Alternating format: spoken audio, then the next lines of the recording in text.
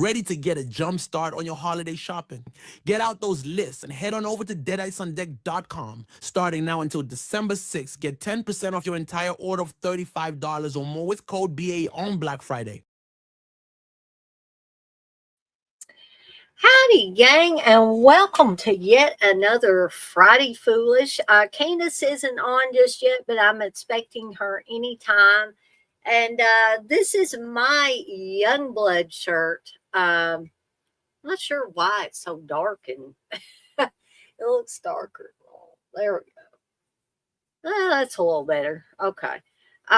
Didn't test things out the way I should have, I guess. But anyway, this is my Youngblood shirt that I created. No, there are no, hey, the poet, there are no pictures of the musician Youngblood with a basset hound that I'm aware of, but this was created with AI, and I just thought it was too cute not to put on a shirt. And then I added the little AI, this beautiful girl here playing the white guitar. I just thought it added to the shirt. And when Candice gets on here, she's going to have her Youngblood shirt. She sent me a design and I put it on a shirt for her. So we both have pink shirts. Hey, Gory Tiger, long time no see, buddy. That's not to say that some of you guys and gals that I haven't seen for a while haven't been watching. Because, I always say you don't necessarily have to be active in the chat. I always love interacting with everybody. But if you're not feeling it one day, but you want to come in here and watch a live stream, that is perfectly fine. You may hear me sneezing or see me sneezing, or I may have to go and get some sinus medicine. I've been... I'm loving this cold weather now. Now it's finally gotten to the cold weather that I like and not those 70-degree temperatures, 60, 70-degree temperatures, especially the 70-degree ones. I really don't like that. It's late November, folks. It's in good old Kentucky. It's supposed to be cold at this time of the year. So I'm going to try to keep y'all entertained till Candice gets here. The last I heard from her, she was going to be able to be on. So she may just be like me sometimes, or like a lot of us running behind slightly. But I'll keep y'all entertained until she gets on here. And then when she gets on here, we will be talking about, once again, horror authors other than Stephen King. This will be part 2. Last time we had a special guest, we had Henley. We had Candice's nephew on, and he did a kind of a impromptu taste test with us, which was a lot of fun. What are y'all doing? Oh, for goodness sakes. Folks, I'm going to have to take myself out of the stream. Sammy, my basset hound, he wants to like tear all the rugs up and stuff. So I will be right back. Don't anybody go away.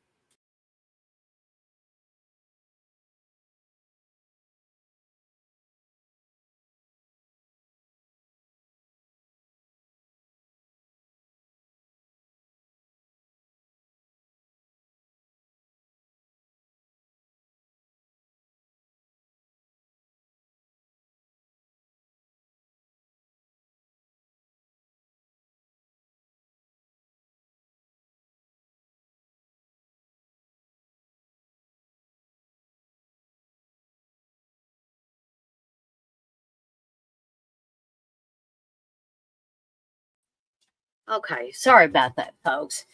When you have dogs, and especially when you have 5 dogs in the house, things are going to happen. It's like having 5 or more kids in the house, which people that have kids would probably say, you have no idea that having dogs is a lot easier than having kids, which in a lot of respects, it probably is. But anyway, I hope that a lot of you have gotten to see the Beyond Black Friday sale that I've got going on at deadiceondeck.com. If you spend $35 or more and use the Beyond Black Friday code on the site, you'll get 10% off your total order. So That is from now until December 6th.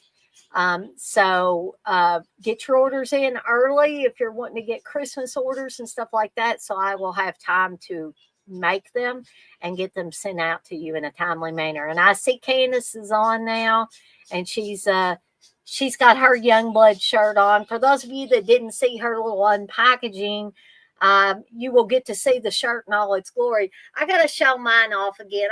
I just laugh, but I love that design.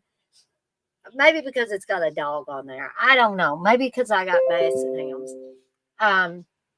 But there is a clickable link for deaditesondeck.com, my horror shop, which I've tried to say this many, many times, and Candace tried to say this in her unpackaging.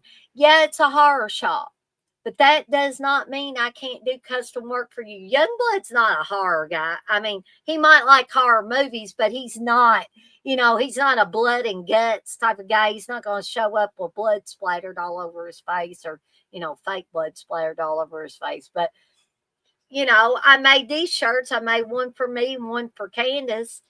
And so I can do just about anything that you would want. So if you don't want horror, if you're a woman that wants her grandbabies or her children or the whole family, her husband and the kids and the grandkids all in one picture and put on a shirt, I can do that for you. All you got to do is contact me. There is a nice little form on the site that will go directly to my email. Makes it all easy peasy for you. And that way, when I see that email, then I know that either one, somebody is wanting something ordered from the site, or they're wanting to get a custom order done.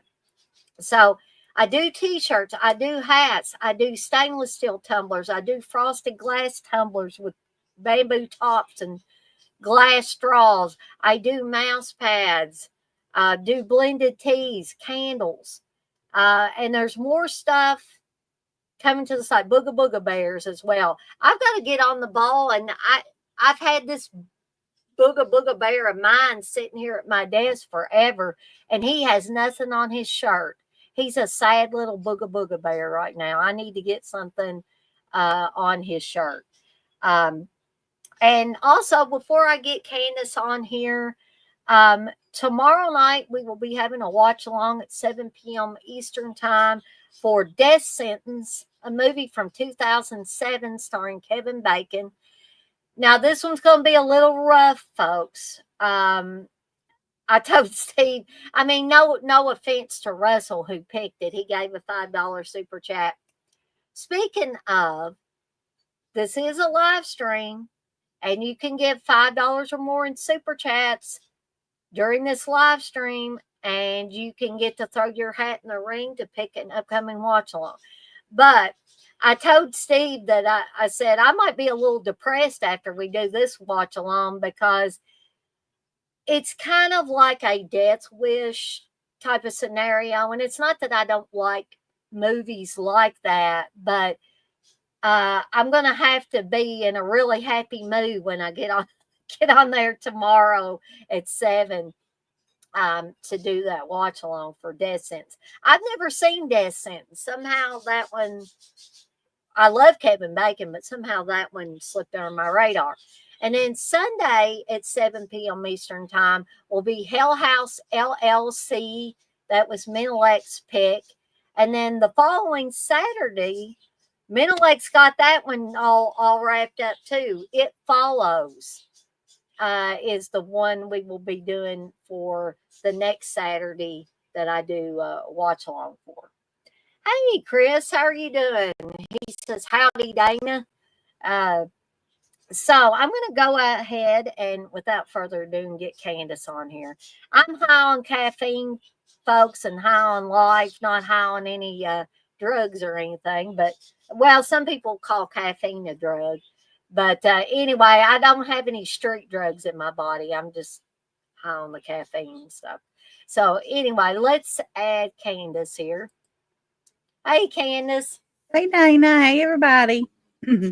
And I hope everybody likes the snowy background we got, because that's what I want. I want it to be snowing like that right That's now. what we're getting right now, isn't it?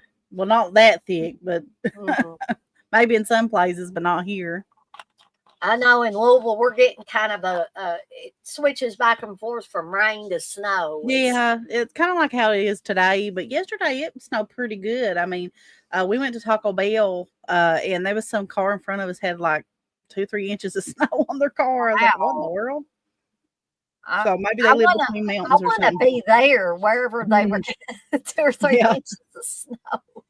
yeah. But I'm Uh, sporting my young blood shirt that yeah, Dana made me, we both got our young blood shirts on today. and I love Candace young is blood, so I'm always up to showing him off and stuff. and So yeah, Candace has made me a devotee of young blood as well. I love his music, and yeah, um, anybody that has watched that Fall Guy movie, you can hear Youngblood's version of Kisses I Was Made for Loving You, yeah. It's very good, which very it very. is. It's excellent. It's Because I Kiss is one of my favorite bands of all time. I mean, like one of my favorite bands. And for me to, and I always love that song. My favorite album is Dynasty. I know that's controversial along, the Kiss, fandom or whatever. right. But it's my favorite album. It's always been. I don't know why. It's got a killer like Rolling Stones cover on it. I could preach Dynasty from here to the heavens. But I think I don't know if it's just where it's so different, but I Uh, love his version. I actually probably prefer listening to his now. I think I've just heard Kiss's version. yeah, He's, exactly. so many times that it's kind of got like, because whenever I first became a Kiss fan, like I would want to hear like rock and roll all night and Yeah, all those songs like that, the ones that like Detroit Rock City, they're yeah, main classics. But after you get into being a fan, those kind of songs kind of become redundant and you're like, I don't want to really listen to these anymore. But I Was Made for Loving You is one of those songs that I always never got tired of hearing.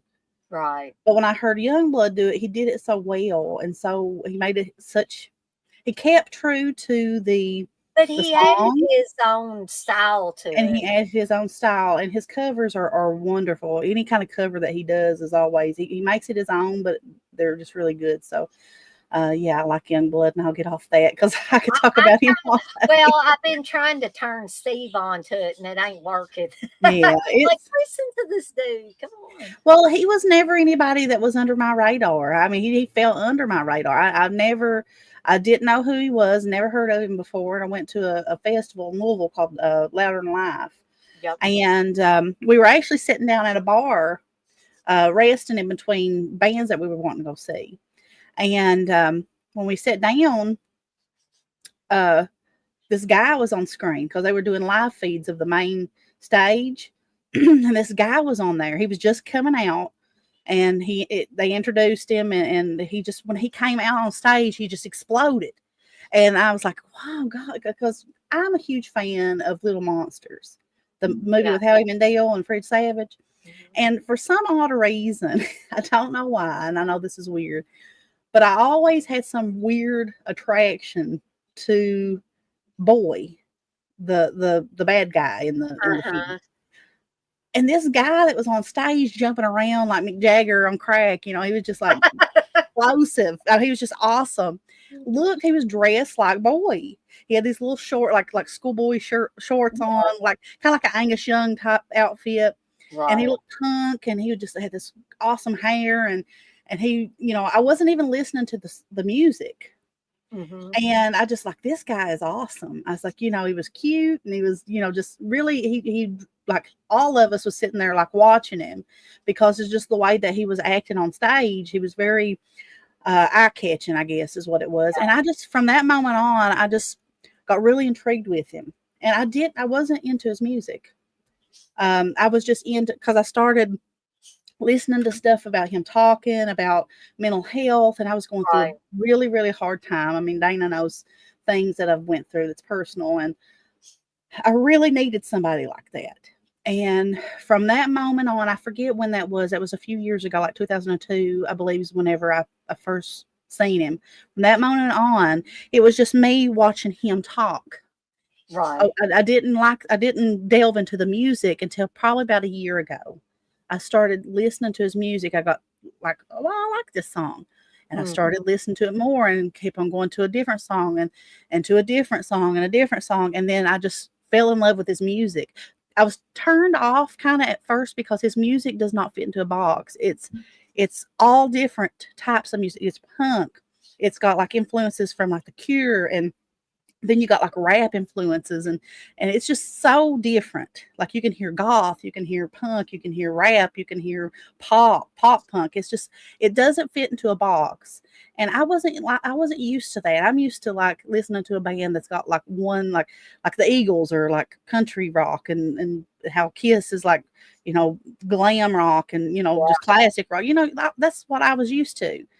And then I just became a huge fan because he helped me get through so much. And I think that's how you become a fan, not from the music, but from his talks about, about loving yourself and, Yeah. um, stuff like that. But I could keep on and on about that. But if you've never checked You him out, have a whole give him stream a on Youngblood. So, chance.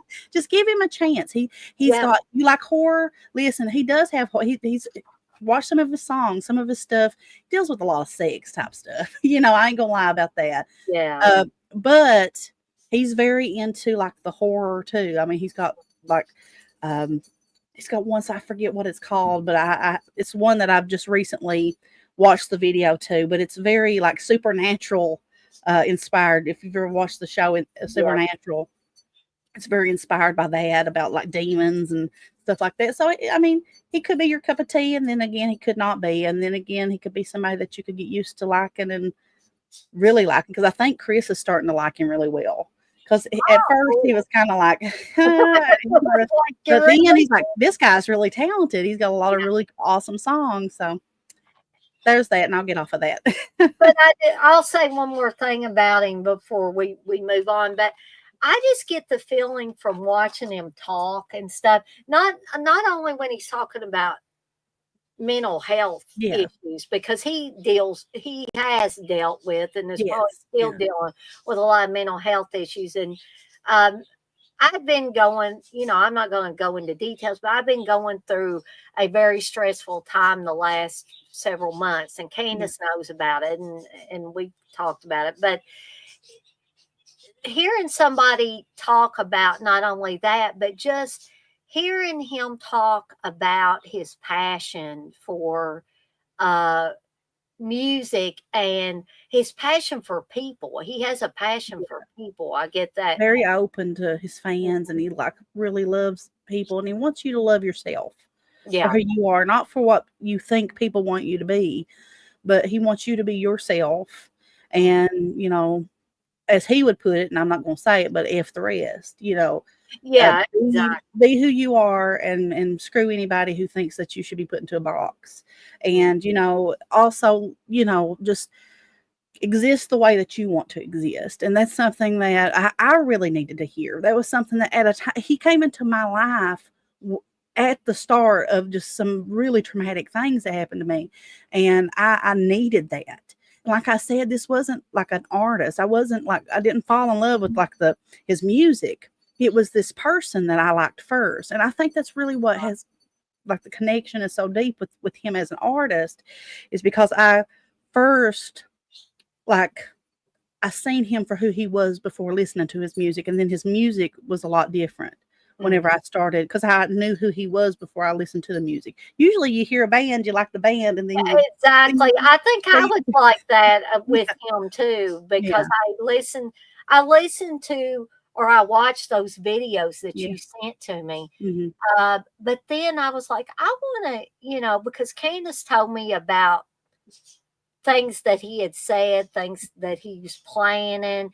It's not all about the music. It's all about, like Candace said, he wants to teach people to love themselves for who they are and yeah, not to change because somebody over here says that you yeah, don't fit. you got to Yeah, conform, no, if you're not hurting anybody, you most certainly do not have to yeah. conform And to he's not a going to set be everybody's rule. cup of tea for sure, Dana. I mean, because he's very crude. He's very open about things that some people, Well, I think unfortunately, open is, offensive, but to he's, me, the openness kind of, he there are some things where he's kind of crude the way he's talking about it or how he's singing about it, but I think that's part of his it openness. is, yeah, yeah. Um, but while I've got Candace on here and I've got her painted into a corner and stuff, while we were talking about this, even though this is not the focus of our show today, but how would you feel about, we haven't done, I don't think, a music show in a while. How would you feel Oh, about us talking about some of our favorite artists next time? that's my forte, Dana. You don't even have, you're not painting me into a corner when it comes to that. That's what I like to talk about. So you know me, and when it comes to music, I could talk that all day. I Mm. don't have to, think about what I'm saying whenever it comes. So I guess my next question, while I've also got you on here, is do we want to do it this next Friday, or because this is the Friday after Thanksgiving and people might, be busy, including Candace, she might be busy. I think I'm going to put up my tree that day Yeah, because I think I'm off I've that day. already done that, so I don't have to worry about that. I usually put my tree up the day after Thanksgiving. I That's did day after have Halloween. I was ready to go. nothing wrong with that.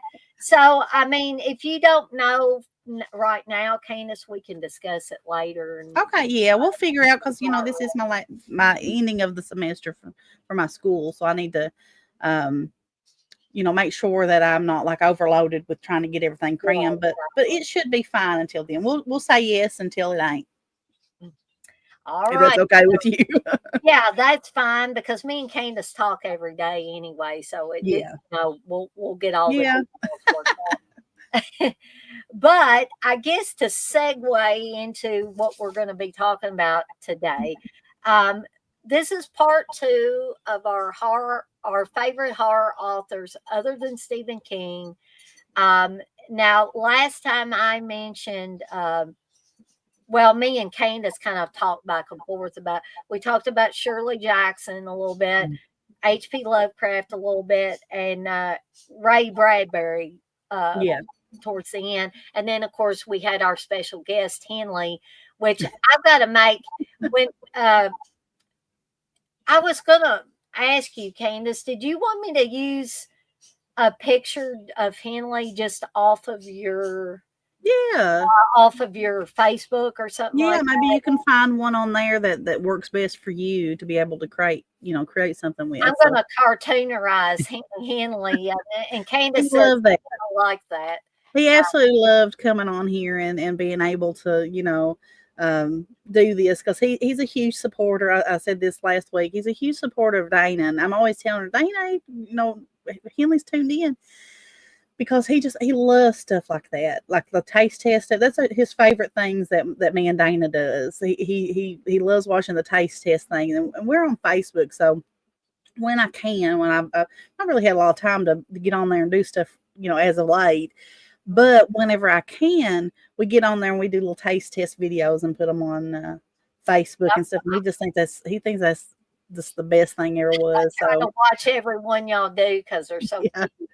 I'm in love with Henley, not in a weird way, but he's just the sweetest child, one of the he sweetest is. Yeah, children I've ever met in my life. I always say that about Noah, and I always tell Candace, her other nephew, Raiden, I love him too, but he's Henley, more to himself. yeah, Henley is more like interacting with us as adults. Noah does the same thing, and I'm really close to Noah as well, Candace and Chris's son. But it doesn't mean that I care about Raiden any less. It's just that, like Candace says, he's over here, whereas Henley Yeah, Dana is doesn't know him right as much. right here with you. Every Dana or Kelly's always sending Dana little messages and stuff like that, saying stuff to her and because he loves talking to her. So I'm Wow. glad he's that way though. I'm glad that he's not backwards and shy and stuff. Yeah, I mean, I was backwards and shy growing Oh, up I was for a too long time for all until my life about it until I got I married. think Well, until I got with the public job, yeah, my first library job, and I was really, you have to interact with the you public or have you ain't to. going to Yeah. survive. Oh, that You, was a rude like calling for me. The first time I ever worked with the public, I was probably like 14 years old. I oh, got like a summer job, and here I was backwards and weird and had to deal with like the public, and I was like, I have to get out of this. I can't just, I have to, act like I have some sense. I'm sure Candace is way too hard on herself, but Well, I I'm was sure bad, Dana. I was backwards. I was really backwards, always been. but anyway, we'll get to these authors. Do you want to just take cues from me, Candace, or do Yeah, you we want can just talk back and forth like flowing. I'd rather do that anyway because I to? really to go into depth about stuff. I mean, like if it was Stephen King, I really could, Mhm. but But Dana like, has to go and make it difficult. to We're be gonna honest do with you, stuff that's like not Stephen King. he between R.L. Stein and um Stephen King, that was always my main focus of reading, growing up and stuff. I wish I could have read more. There's been books that I love that I've read. The authors I really can't go into because I love books, like just random books from random authors, like the Night Stalker book about Richard Ramirez and stuff like that, but I don't really know anything about the authors that wrote them and stuff like that. But Right. if you're talking about books, like horror books, I could give you some horror books. I think we've already talked about kind of the ones that I really made an impact, like the Amityville Horror. That was a big one for me when I was a kid. That one was probably that was the first time I'd ever got scared reading a book. I don't think I got scared reading that one, but I've told y'all over and over again, it takes a lot to scare me to make me unsettled. And that's not bragging. That's just, I don't know. I've read so many horror books. I've seen so many horror movies that I'm kind of case hardened a little bit. Yeah, But true crime is something that it is. really, really gets under my skin, and I Mhm. can't stay away from it because I have that morbid curiosity. But Helter Skelter was a book that took me forever. Yeah, that's I started that one, but I didn't finish it. I wish I'd finished that one though. It's kind of a hard one to read. I mean, I would. I've told people this over and over. I would get to the part where one they were talking about those creepy crawls that they would do where they would sneak into people's houses wearing Mhm. all black just to see if they could do it. They wouldn't do anything to anybody. They'd just sneak into their house. They might steal stuff or whatever Yeah, and then sneak back out. And then the other part that bothered me is when they talked about cutting the screens and getting into Sharon Tate's house. I'm like, no, no, no, yeah. no, no. I've seen enough like of the documentaries and read enough up on it. Like I've not read Helter Skelter all the way through. I think I probably got through the first 2 or 3 chapters, and Mhm. then I had to It's take a big old a book. big book. I Yeah. remember getting it from the library. I was probably 12, 13 years old, and uh, our old library. It's not like that anymore. It's they've moved it. It's a big library now, but it used to be downtown in the old Catholic um, hospital, and it was creepy anyway because people would say Yeah, yeah, it like sounds creepy. ghost nuns in there and stuff like that anyway. So you would feel creepy. And the true crime like section where this Helter Skelter book at was in the back corner downstairs because they had it upstairs too, and it was even more creepier. So I remember going back there and getting the books back there because the Stephen King books were back there and all that good stuff. And just feeling really scared and like eerie. And I was like, ooh, I'll never forget that. I'll never forget renting it and getting it and checking it out and stuff. And took it up to the table, and the woman said, "Ooh, you going to read that?" I said, "I'm going to try it."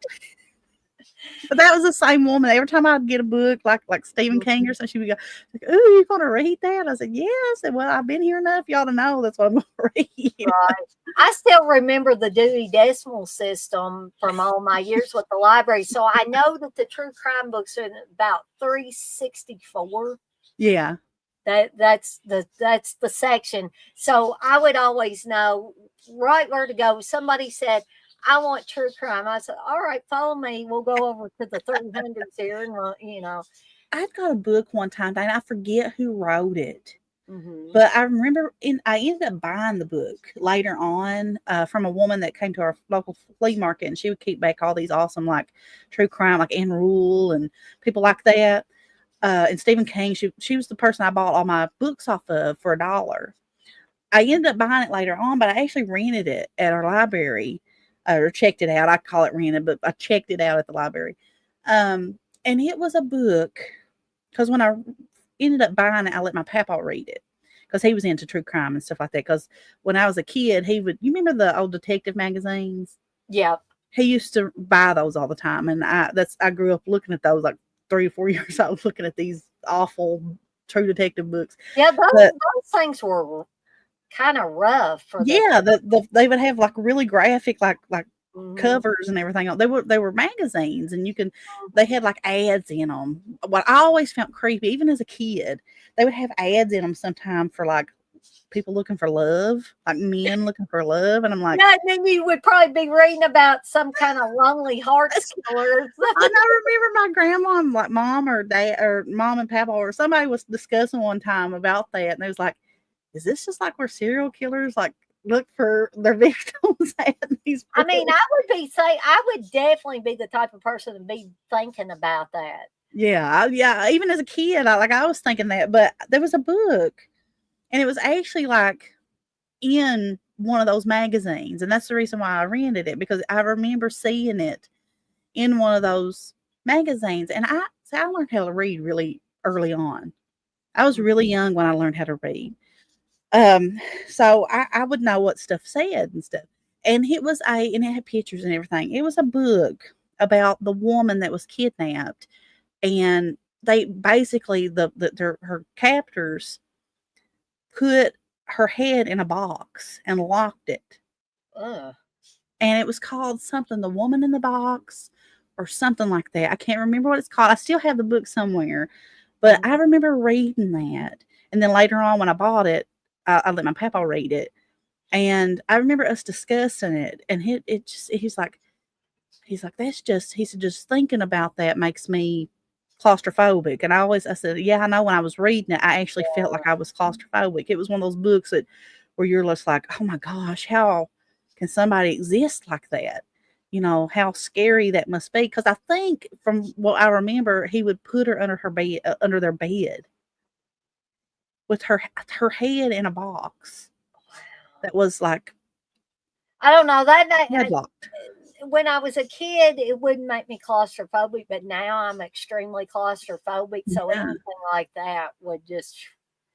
I wish I could remember the name of it. I think The Lady in the Box, The Woman in the Box, something like that. But I always remember that book was a hard, like, true crime book to read because it just made me feel like I was just really, really claustrophobic the whole time.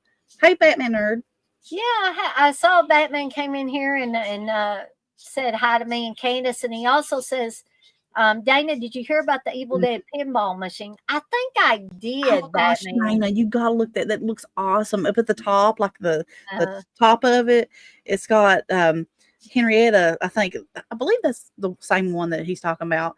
Like she like pops out of it oh at the man, and top. I want that. I want that pinball machine. I probably no way that I can afford it. And Steve would be like, even if you could, where would it go? Well, see, Where that's would a you put dream it of mine and Chris is we absolutely love arcade games and pinball Yeah. machines. Like if I had a room and unlimited amount of money, I'd have like the Addams Family pinball machine. Oh, I'd have every pinball. Kiss, that's my number one. Was Kiss like from the I sea of. love pinball, and pinball's I love about it the too. only arcade game I can do any good at. Maybe Pac-Man sometimes, but My mom loves Pac-Man. I'm so bad at it. I don't have the patience for Pac-Man or Mrs. Pac-Man or anything like that. But I like the game. And if Chris is on here, he can tell me what it is. But it was a game where on one of these like Nintendos where he would actually walk. He had legs. He would come out of his house and go uh-huh. to his mailbox. Now that one I liked. I I like love that. that. Well, see, I like the Sims computer game. I ain't played I it in love a long Sims. time, Yeah. but you know, people probably say, "Man, that doesn't take any skill, Dana, to do that to make people walk around their house and stuff." But that's the kind of relaxing stuff Me that too. I like. And if the Yeah. Grim Reaper comes around, you gotta look out because the Grim Reaper comes around, he'll kill somebody or Yeah. he'll take them Yeah. away So if you're not careful. I like stuff like that's my type of thing. I always like building things. See, Noah takes that after me. He likes like building type Do you things, like get the cheat codes where you can have unlimited amounts of money? That's what oh I do. for the Sims and stuff like Yeah, that. so you can Yeah, build these elaborate houses, I just the always way. love getting them into love triangles. And you know that you can have. I'm not trying to be, because this is a lifestyle, the lesbian or Yeah, gay lifestyle. That's a lifestyle. But you can make I'm not saying this to be funny. You can make your Sims. yeah. You can You can have make them two with it. women or you Yeah, can have two men yeah. together. It's totally, and you can do whatever you want to in them. And I always love that. I always love doing that. Um, I don't know. I see now. Noah likes Sims. He likes build. He likes taking and building the houses and stuff like Yeah. that, and all that good stuff. Now, me, I'm more of a Mario Animal Crossing. That's a game that I love. Is Animal Crossing. I don't know if you've ever played that or not, but I don't think so. I don't think I played that. it's so cute. I fell in love with it. I get addicted to stuff like that, so I try to stay away from the game. I get it. Well, I used to get addicted to the Sims. Even when me and Steve first got married, I bought some of the newer Sims games. I haven't bought Sims like an upgrade for a It's long time. free, I think, on the PlayStation. That's how Noah got it. Oh, is it? I usually Mhm. play it on the computer. I don't know if I've ever. Yeah, that's what I used to play it on was a computer a long time ago. But But we could have a whole show on video games and stuff hey, like listen, that. this is the beauty of Friday Foolish. We're Yes, it talking. is. We'll have a topic sentence. If we stray off of that, that's just part of the show. It is, and I like it that way personally. I mean, I like this free form. Yeah. And I've told Candice that a lot of times. So don't ever expect us to completely stick the topic. If you want that, you're gonna have to go somewhere else. But if you like this kind of free flow, uh, whatever we comes off the top of our head, we put it out there, even if it's not part of the main topic. Yeah. I just like to have a topic where we have some sort of structure and we can be thinking about things. But then usually when me and Candace get on here, we talk about all different kinds of Yeah. things, which is fine. But one of the authors I wanted to bring up that I was probably, I don't know if people would consider me too young to be reading this author because he is a classic horror author. In Mhm. my eyes, he's a classic horror author. And that's Edgar Allan Poe. Oh yeah, I grew up reading Edgar Allan Poe. And I love him. remember, Candace, do you remember those illustrated classics and stuff Yeah, like that? we Where have some of those.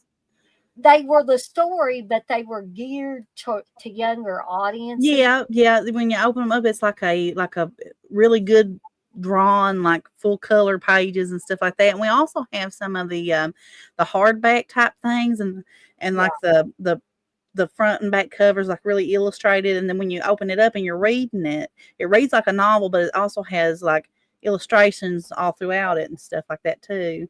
So I Um, got a bunch of those like for Christmas. I think my mom and dad, because at an early age I was a horror girl. So my parents or Santa Claus um, got me uh, a set of, I think they were all Edgar Allan Poe. They may have been other ones. Maybe it was, I think one was Edgar Allan Poe.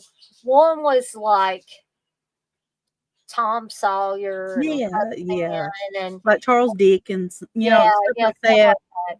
Yeah, But my favorite was the Edgar Allan Poe yeah. stuff. What And is your favorite Edgar Allan Poe oh wow, story, poem, whatever you want to? gosh, I like all this stuff. That I think probably the Telltale Heart is. That one always creeped me out. That Mm, was always creepy to me. Um, he had a way with words, and like my favorite band is the Beatles. Just I love the Beatles, mhm. and I always thought that it was so,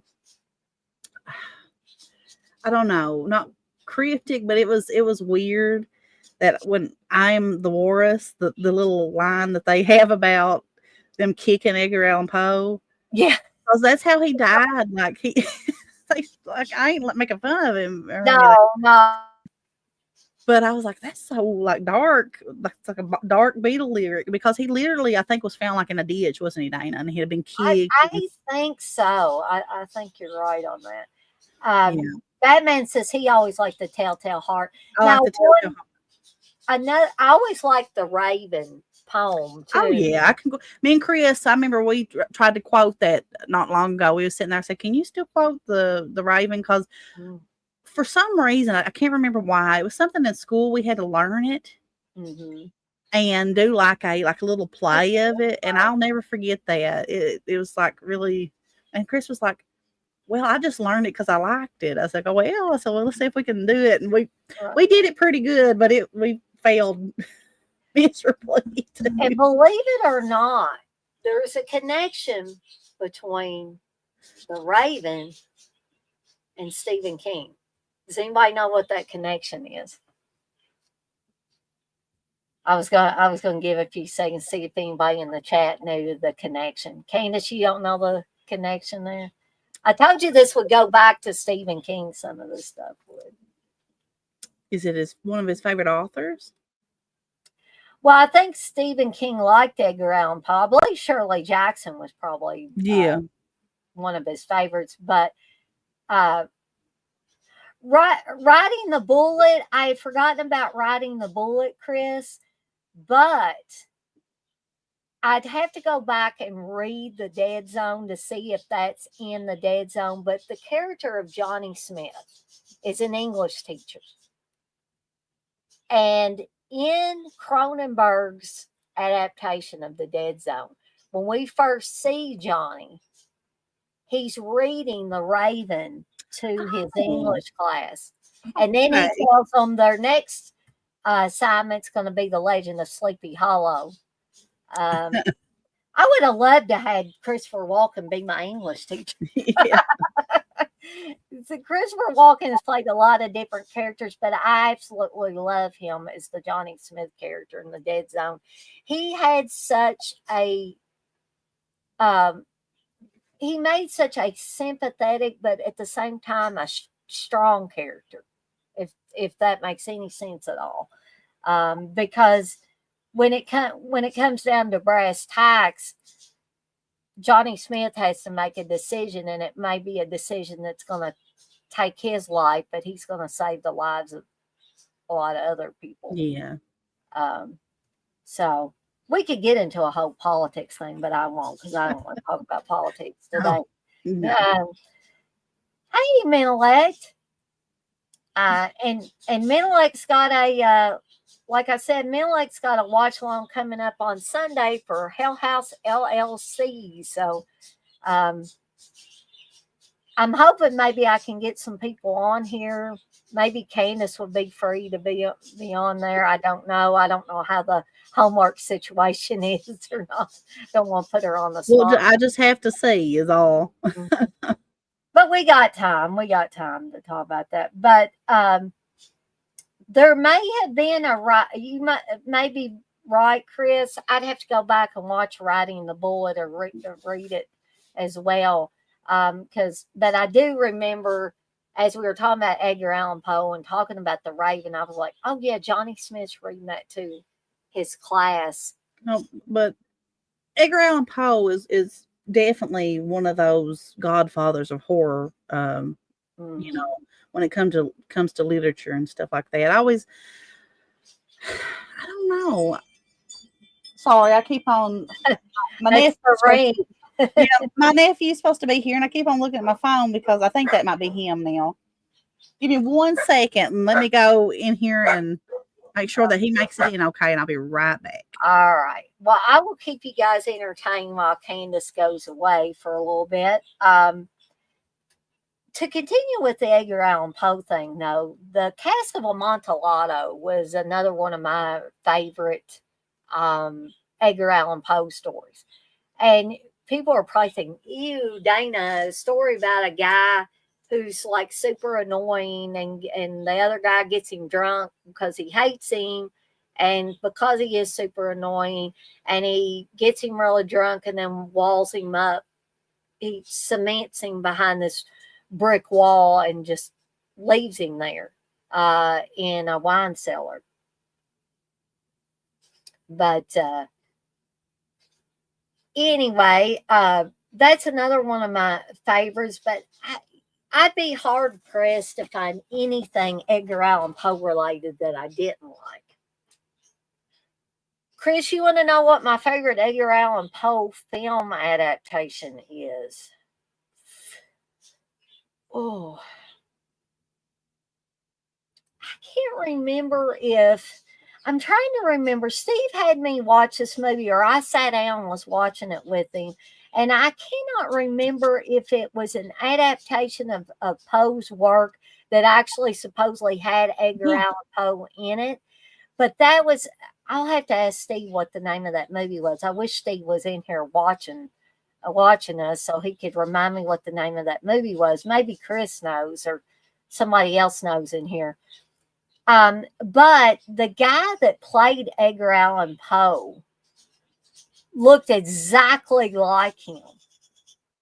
Exactly like pictures of Edgar Allan Poe. It is just spot on. Didn't John Cusack play Edgar Allan Poe? John Cusack, I believe he did, and I think that was the Raven one. And I really like that too, but I'm in love with John Cusack. So, but before, I like John Cusack. But before I left, I was going to say, I was sitting here thinking, when it comes to Edgar Allan Poe, I don't know. I've always had, like, I love The Raven, I love Telltale Heart. Those are some of the best that's ever been written. But I've always had a love for Annabelle Lee. Yeah, I've always had that one. I remember first reading that, and it was in school, and like the teacher told a little bit of backstory and stuff on it, and it just always struck me because it was so sad. Yeah. Then I found out like wasn't she like his cousin, like 14-year-old cousin or something like that? She was somebody close to him. I do know that was his. Well, you go on. Chris, you say Jeffrey Combs plays Edgar Allan Poe in Nevermore. Yeah. Just like him. This movie that I watched with Steve. Man, I wish he was in here. He's back in the bedroom, but I hate to get up and go all the way back there to ask him. But this was a newer movie, I believe, and the guy looked like I said, spot on to any pictures that you've seen of Edgar Allan Poe. And Menelec says, my favorite story and poem from Poe is The Raven. The Raven is so good. For short form, it is very, very good. I love that because I love Wednesday, the show Wednesday. I love that they kind of incorporated a lot of like the Edgar Allan Poe type, because their school is called Nevermore.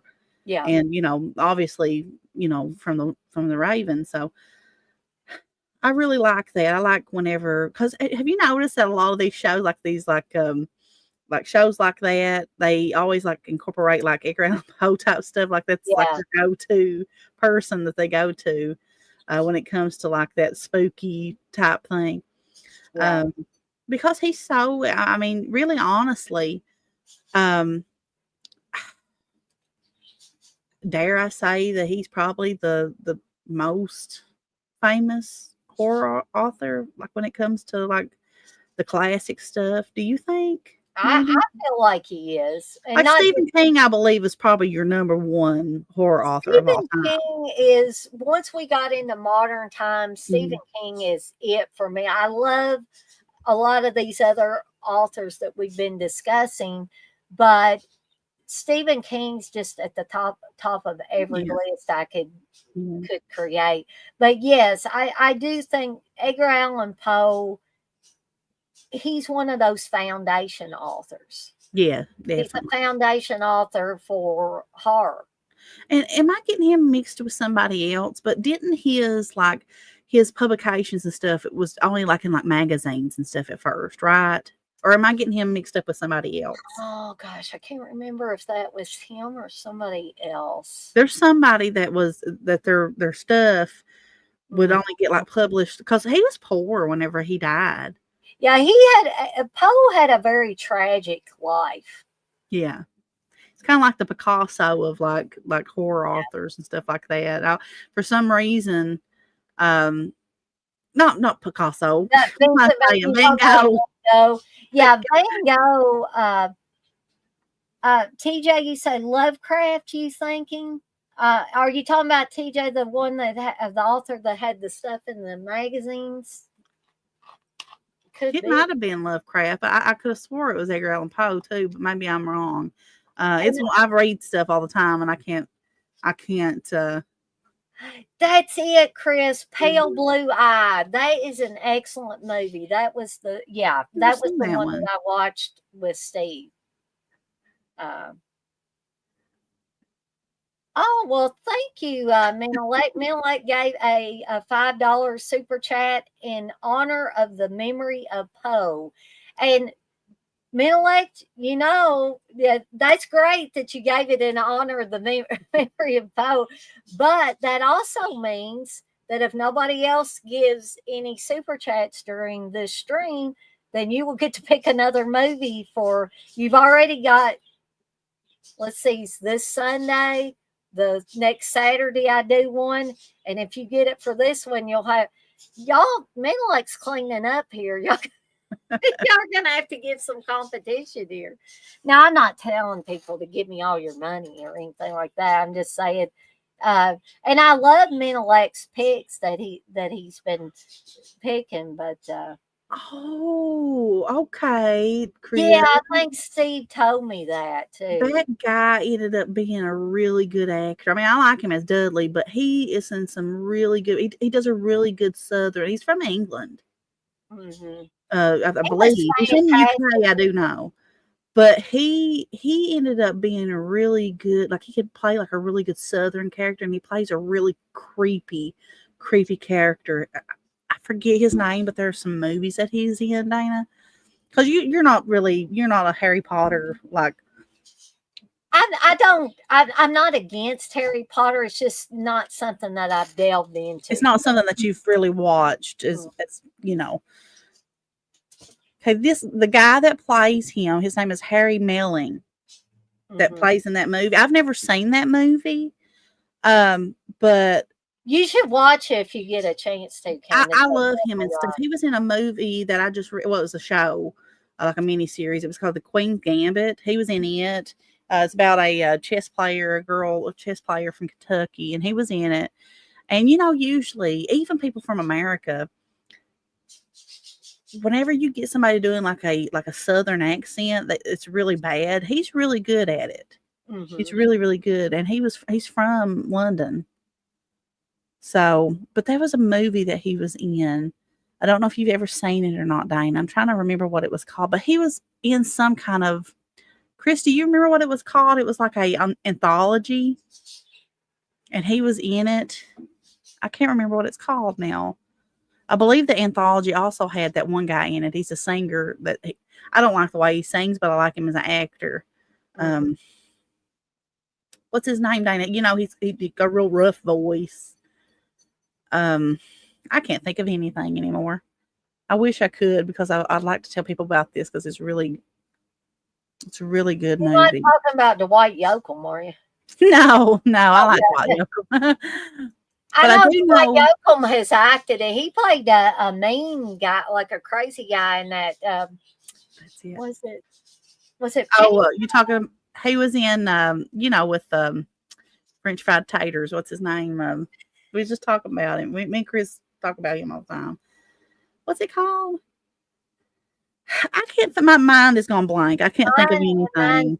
gone. You want them French fried taters, or give me some of the French fried taters? Whatever. The Ballad of Buster Scruggs.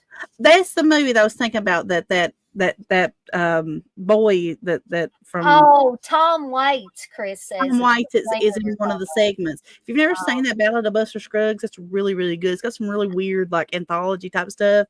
But that guy is also in a movie. I don't even think Chris has seen it. Sling Blade, that's it. Sling He Blade. said Dwight I can't Yoakam think was of nothing. I can't think of anything. I love Sling Blade. But that movie that I was talking about that guy's also in, it's called The Devil All the Time. Oh, okay. And it's got Tom Holland, Bill Skarsgård, the guy that played Pennywise, and it's got him in it too. It's a really, really good movie. It's kind of really dark, but it's on Netflix, or it was. I think it premiered on Netflix. But that movie, I watched that. It was really dark, but it was a really good movie too. So, and I love Bill Skarsgård. I like Tom Holland, and I like that guy. He played a really good part in it. So. I have a hard time separating the two Tom Hollands, the Tom Holland, the director, and the Tom Holland that plays Spider-Man.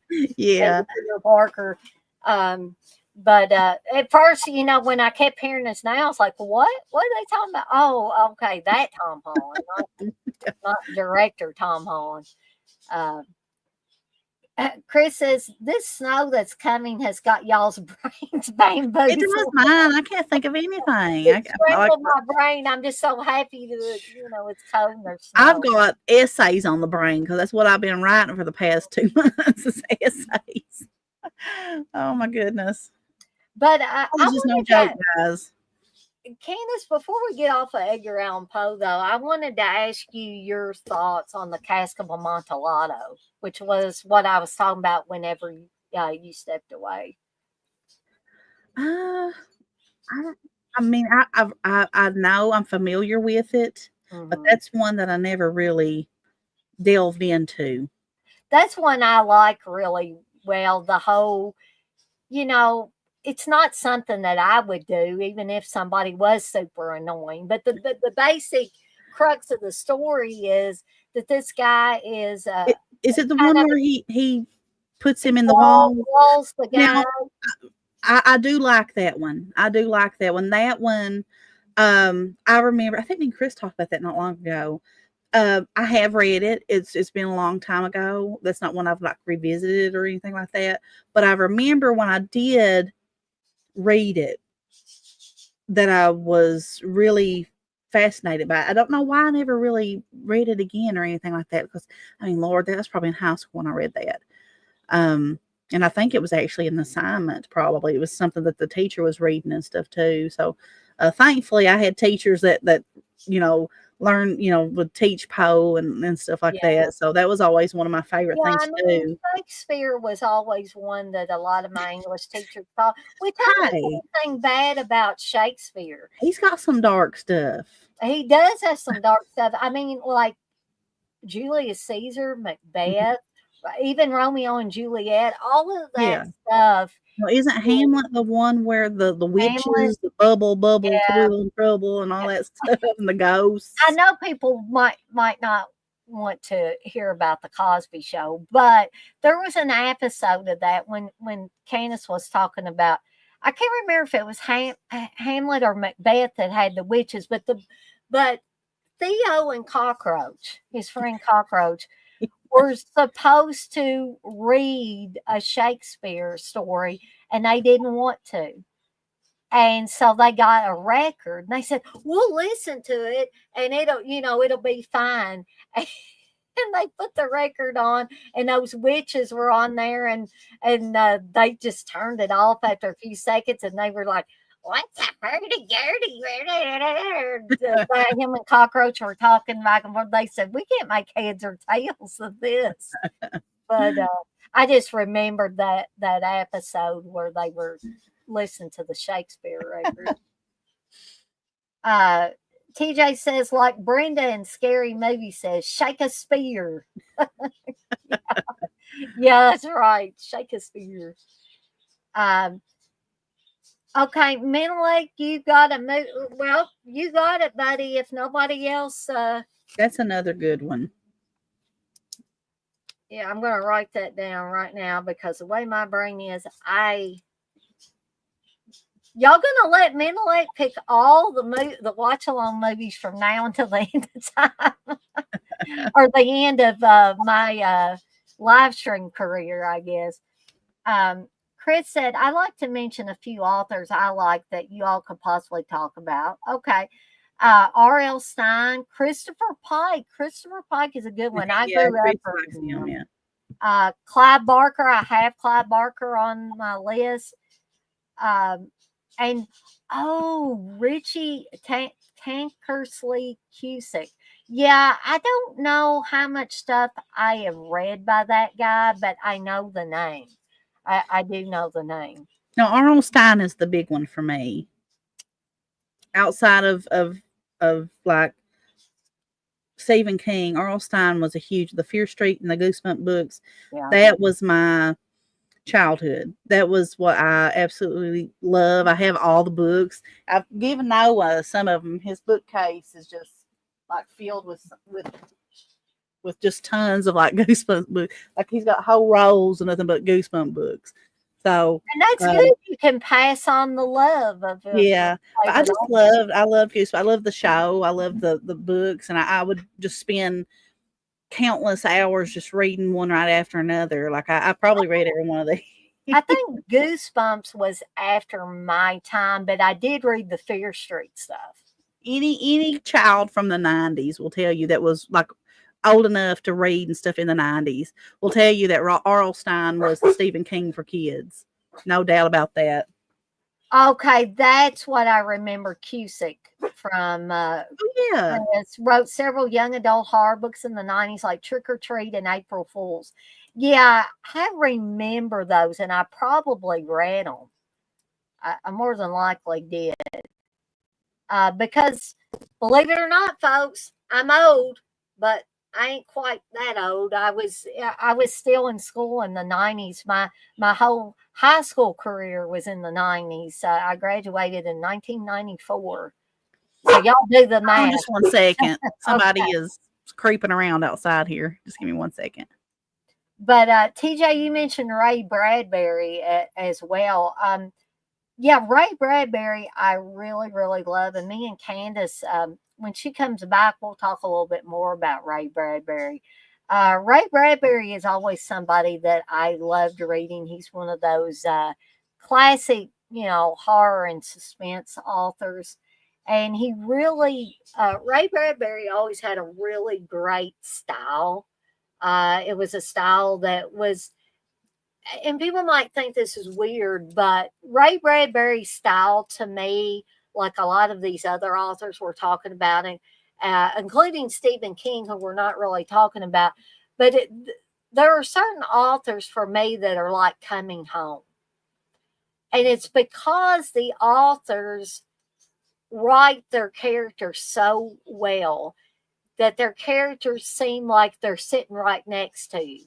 Even the not so good ones, they're all there, the good people and the bad people.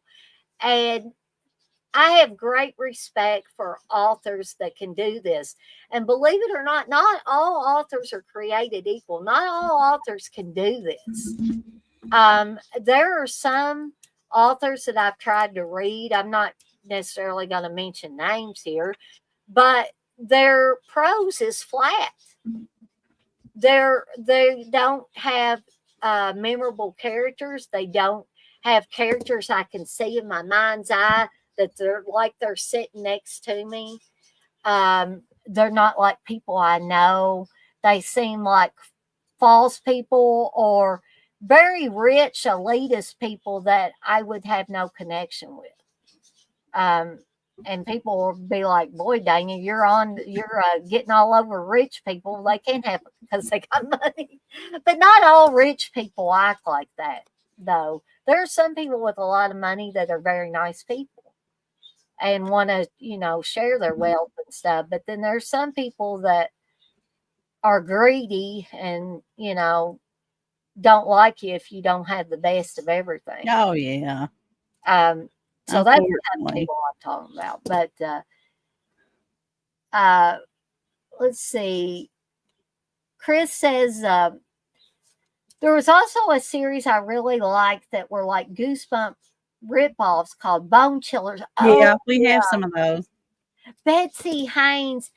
Oh my gosh, there is a blast from the past, Chris. I am so glad that you brought up Betsy Haynes because when me and my cousin Heather, you're probably thinking, oh God, here she goes with another cousin. But when we were kids, we came across this Betsy Haynes book called The Ghost of the Greystone Heart. And we still talk about that book. We absolutely love that book. It was a great ghost story for, young adults, for kids and young adults. I don't know if it would hold up now. I'd love to read it again if I could get my hands on a copy because I haven't read it since I was a kid. But thank you, Chris, for that. That really got me in the, as people say, that got me in the feels because that was like making me think back to my youth, and that's a good thing. Sometimes we get a little melancholy about stuff like that, but for the most part, it's like good nostalgia. Chris, oh, go ahead, Candace. Go ahead, Dana. Chris also says there was actually several Goosebumps ripoffs. There was also the Terror Academy books. Yeah. It's called Shivers. Shivers, yeah. But I just see where my mom had sent me a message. I guess when we was talking about Dwight Yoakam being like a bad guy in movies, Panic Room. That's the one I was thinking of. Panic Room. Yeah. But going back to R.L. Stine, because that was like the big one for me besides Stephen King. Mm-hmm. I don't know. And like I said, if you was a kid of the 90s and you were old enough to read and all that stuff, you had, Goosebump books or Fear Street book for the older kids and stuff like that. I had both. But he was so popular, and you probably remember this, Dana, that you could buy bed stuff like bedding, curtains. They had everything was Goosebumps, necklaces, and I mean, you go to Walmart or to any kind of store, probably Toys R Us or something, and there would just be a whole section of just like R.L. Stine stuff, and it was the coolest stuff. And I had the majority of it. But even off the Fear Street books, he had like this Ghost of Fear Street like series and stuff like that. It was like for the younger readers and stuff, but it was kind of off of that Fear Street. And I love Fear Street. I can still read all these books still to this day. Oh my God. Fear Street was fantastic. My favorite cover, and I always love the covers of them. My favorite covers, and I think I had mentioned this once before on here. It's a cover where and I like the book too. The girl is getting into her locker, and she's got her locker door open, and there's a picture of Eddie Van Halen and Rob Halford from Judas Priest on her locker. I remember that one, yeah. Yeah, but I just want to read off some of these Goosebump books. Because I mean, how could kids not like this? And he was very like prevalent, like in like his series and stuff. He always showed up in the series, like reading and talking and stuff like that. And me and my brother just loved watching Goosebumps. But Phantom of the Auditorium, look at that. I mean, what kid wouldn't want to read something like that?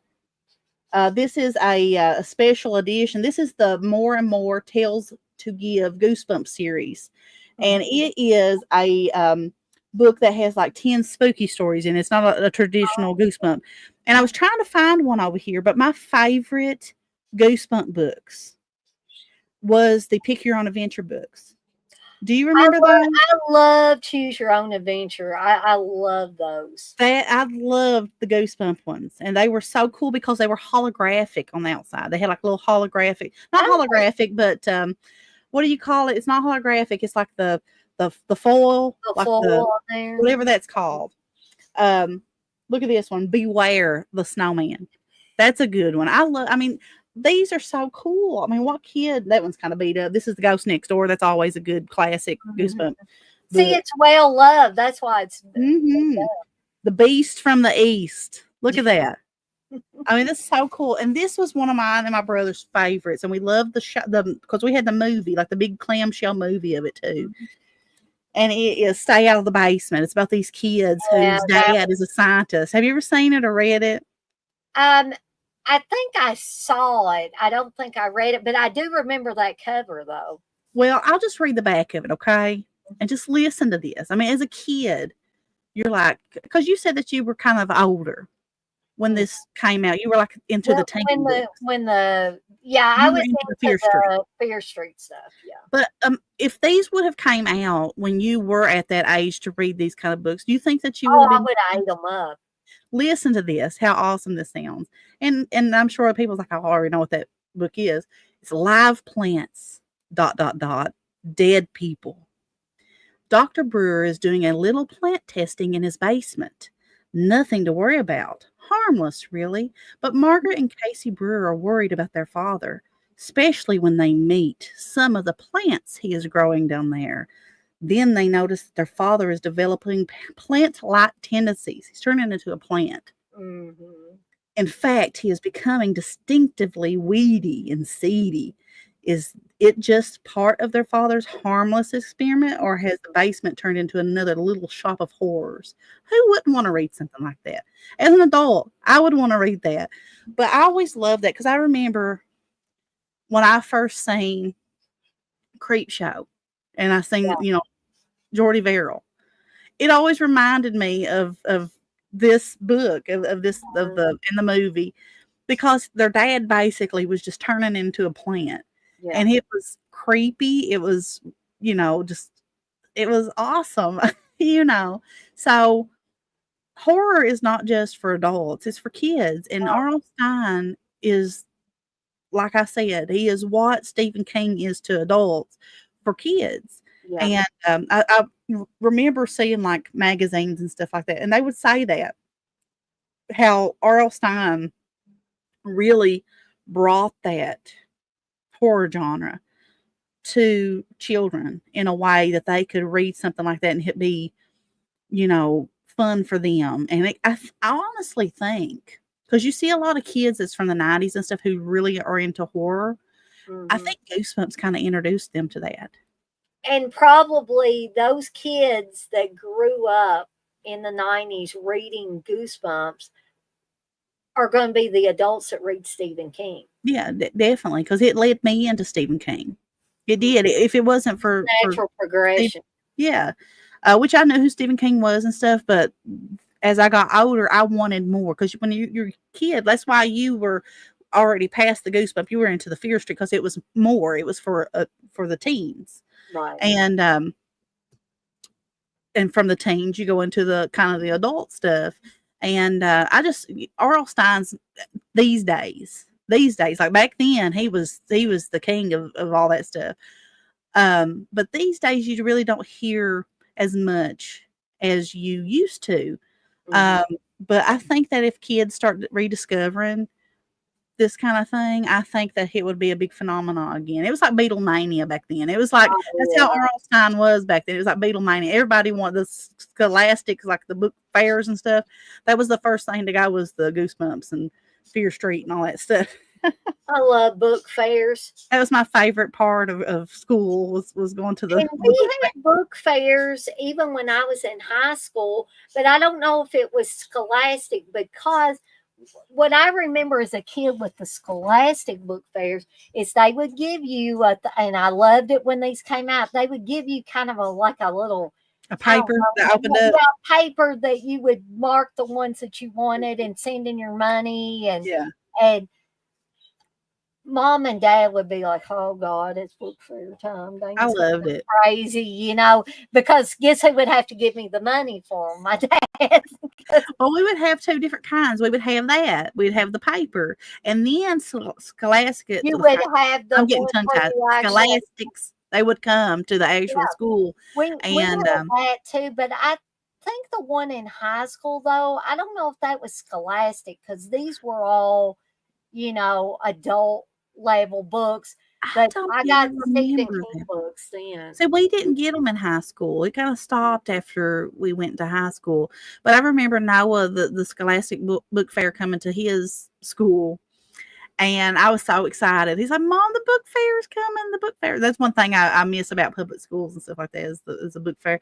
But you can actually go onto scholastics.com and order and stuff from there and stuff. But it's not the same. It's not the same Yeah. as actually being there because I'd always get like a poster with like a money that I had left over, some kind of weird like cat poster. Yeah, I would do stuff like that too. But I wanted to spend, and I'm sure Candace did. We spent most of our money on the books. The books, yeah, I loved it because I always felt like these. I remember one of the very first books that I ever bought at a Scholastic's book fair was a Beetlejuice cartoon book, Oh, and I cool. loved it. I thought because Beetlejuice was my everything, and I remember going and Lord, I couldn't have been. I mean, when did that cartoon come out? It was early 90s, Yeah. 90, 91, something like that. I was little. Mhm. And I remember saying that, and I had to get it. I was just like, oh, it's Beetlejuice, and I took it home. I remember Mom said, I knew if they had some Beetlejuice, she said I didn't know they made books. I said, got Beetlejuice, Mom. Well, Dad would just say, I'd be like, guess what, Dad? It's book fair time. Yeah, He'd say, oh, and that's here's why I all you love. get, Dana. He would put me on a budget even then. Here you go. This is it. Not get any more. Now listen, we probably didn't have much, but my mom always made sure that I had money to take to the book fair. It was something that I was very, very Well, Dad enthused. I think knew she was I just was happy that I loved to passionate. read. Mhm. She was just happy that I was loving reading and all that good stuff. But that's one thing that I really love for Noah, where he homeschools, um, is that the Book It program is still around and it's offered to homeschool students. So we do the Book It program. He reads and he gets free pizzas. That was one of my favorite things growing up was the Book It program. So anybody out there watching this, if you got a child that's homeschooled, you can do the Book It program. Take care, go, and it's from like October until I forget when it ends, but it starts in October of every year, and it's offered to homeschool students and students that are in school. So pretty neat. But I should have asked Chris if Chris, do you actually want to come on here? Is he off from work now, Candace? Uh, should be or about just. Are you off yet, Chris? I can't remember if he's Because off yet. he said there were some authors he wanted to talk about, and I got to thinking, well, maybe he wants to come on here with us and actually talk live on camera. If he doesn't, that's fine. But if he does, I can send him the link on Facebook. He says, no, I'm okay. LOL. Okay. Well, I thought I would ask Chris. Oh, scary stories to tell in the dark. Yeah, I saw that too. That one I was love one. those. I loved them. And those drawings in there, and I think me and Candace have talked about this before. Not only were the stories creepy, and some of them were creepy and funny, but those illustrations Yeah, were fantastic in those. they were. They like as a little kid, like I'm talking about like kindergarten, something like that, first grade. Couldn't have been past first grade. The librarian read us the one where the lady with the green ribbon around her neck and her head falls off. I'm That surprised was they read spooky. that one to y'all. You must have Yeah. been a cool librarian. And about the big toe. Yeah. Now my grandma, she always told me that. She never read it out of the book. She always told me the story of that. And she would do these little spooky stories, like spooky voices and stuff on that. And then I remember going and the librarian reading that. I was like, that must be where my grandma seen that from. But my grandma just said it was something that she had grown up hearing. So that must be a story that was just passed around. Um, and it was kind of put into those books. So I don't know what those were kind of for kids. Those I'm are gonna like, I'm gonna yank Chris's chain a little bit here. I was gonna say, hey, but I didn't want him to think I was serious. I was gonna say, hey, buddy, what are you doing putting other stored websites on here for people to get t-shirts? But no, I'm kidding. He says, check out the website link I posted. Though, if you love 90s books, it has that shirt. Um, I posted along with Goosebumps, Fair Street, Christopher Pike, and other designs. But I will say, y'all feel free to visit that. But I do custom work, and you could just send me an image from one of those book covers, just like Candace showed, and I can put it on a shirt for you, and we can make it look vintage. Because I've been playing with filters and stuff. I've been sending Candace stuff where I've played with filters. This guy. Chris Spooner, he's in the UK. I thought this might be a good time to bring this up. If you do a lot of graphic art stuff and you're looking for fonts or overlays or any of that kind of stuff, then you definitely should visit. Let me see if I can put that. It's a blog. But, I call it a website. Let me see if I can put that link in here. He has a bunch of free stuff. And then he has, for $10 a month, you can get all the premium stuff that he has on there, too. But he has something called, like, Washed and Faded that will make your designs look like a shirt that you had. Vintage.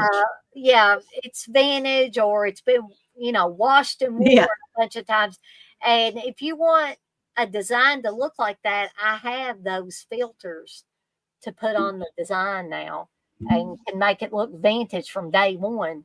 If that's something that you would like. So maybe you want an Ariel and Poe shirt. She can make you an Ariel and Poe shirt, or a Stephen King. She's got a really cool Stephen King design. Yeah, I love my Stephen King design. I'm proud of that one. I put that together from a lot of different elements. Some of it was AI, but I put it all together myself, and that's what I was most proud of. It's kind of like a Reed poster from back from like the 90s and stuff, and that's what we were saying. We really thought that looked well that way, because it did. It looked like one of those. You know what I was thinking of, Candace? You know how this stuff just pops into my mind? Yeah. And I was thinking of those old Reed posters. What if I made a shirt graphic, or it could be a mouse pad graphic or whatever, of like Freddy Krueger on one of those Reed posters and Jason Voorhees, and they're sitting there reading a book. I would love to do something like that. Need to the books that they're reading is kind of going along with what they look like and stuff, like some kind of like fire book or something, like, like what I mean, like something. Yeah, Fahrenheit. Maybe Freddie could be reading a Smokey the Bear. You too could prevent forest fires. That's I told Candace, sometimes we'll be talking about something and something will just pop into my brain as an idea. Dana's just a walking like creative machine. She just popping out designs left and right. So we'll look for those to be coming soon. Different ones. We could do Chucky. Look here, she's right on live. She's showing her creative spark right on here, creating stuff as she's on live. So that's something you don't get to see. So you get to see the process of how stuff is thought of and stuff. Mm-hmm. So, you're getting a glimpse into that. I always love seeing people's creative sparks, because listen, some people are afraid to create things. I always try to tell people, listen, there's like, I don't draw, or I'm not artistic. Listen, anybody can be. You just allow yourself to kind of just, create what you like. Right, Dana? I mean, you create what you like. Yeah, I mean, they always tell writers, and Stephen King, I'm bringing up Stephen King again, but he has said this too, write about what you know. Yeah. Okay. So the same thing applies to like graphic arts, because you want to do something, if you like it, chances are there's going to be other people out there that will like it too. So create what you like first, and then kind of expand out from that. Yeah. It will always makes perfect. Mm-hmm. It does. I've always loved to paint and stuff, but my painting ability has greatly you know, gotten better over time just because I do it so It's much a and stuff. practice. Yeah. And as you get older and have done something so many times, you learn new techniques and you just build your knowledge base up and you know, it allows you to be more I guess creative in what you're doing. You know, Mhm. never be afraid to, you know, I remember in art class one time, and I know this isn't art. No, that's okay. But this is all part of us, kind of branching out. I remember my high school art teacher. She was a really fantastic woman. I'm still friends with her on Facebook and stuff. I remember I had made a mistake in a art piece that I was doing, and she really loved it. She really loved the art piece I was doing. I think it was a possum, and like a the animal opossum, and Mhm. it was on a shovel because our prompt was to bring in something from home and paint something on it. So I brought in a old shovel. Like she liked it so much she wanted to buy it from me, but I couldn't sell it because it was my great grandpa was a blacksmith and he would make stuff. So it was a old fireplace metal shovel that he had made. And I painted a possum on the back of it and I was painting it and Cool. want to take it back to my dad and let him have it and stuff. And she loved it. But I remember messing up on it and completely just like starting to black out the face that I was doing or whatever. And she said, Whoa, don't do that. She said, Right. don't erase that. Don't mark over that. She said, there are ways to add to that. Mm. And I always think of that is nothing is ever a mistake. And growing up watching Bob Ross, I should already knew that because That's what I was going to say. Didn't he talk about happy mistakes? yeah, but as a young, you know, a kid, I didn't realize that. I didn't realize really what he was saying, but, um, so yeah, nothing is a mistake. It's all happy mistakes. So you can always build onto something. Don't look at something and say, "Oh, this is awful." Because let me tell you something, you can always add to it. You always can find ways around it, and like Diana said, if you like it, if it's something that you're doing, there's always gonna be somebody out there who's gonna think it's fantastic. Right. Always Yeah. gonna be people out there that thinks it's trash too, and that's what I Well, learned that the hard way. let them, they Mhm. don't have to, they It's don't have not to those take a people look at it. who it's not those people who should rule what you do what you wanna do, Right. and as long Right. as it's not hurting anybody and it's Which goes back to Youngblood's yeah, philosophy on stuff. yeah. See, Took me everything a lot of goes years to realize that though. back. It's taken me years to realize that, and I don't mean this to sound like I thought I was totally worthless, but it's taken me years to realize that the stuff that I create, whether it's writing or whether it's a graphic, Yeah, some kind of design, it's taken me literally years to realize that the stuff I create's worth something. yeah, Even if it's only a handful of people that get to see it or get to enjoy it or purchase it in the case of my shop now, it's still worth something. So if there's yeah, anything that both me and Candice can impress upon you guys and gals in the chat or people that watch this on the replay, is that keep at it. Just like Candice was talking about, her painting has improved over time, even though Candace is what I consider a great artist. She was probably a great artist when she came out of the womb, oh, like just like always my about cousin that. Heather. But everybody Mm, learns new techniques.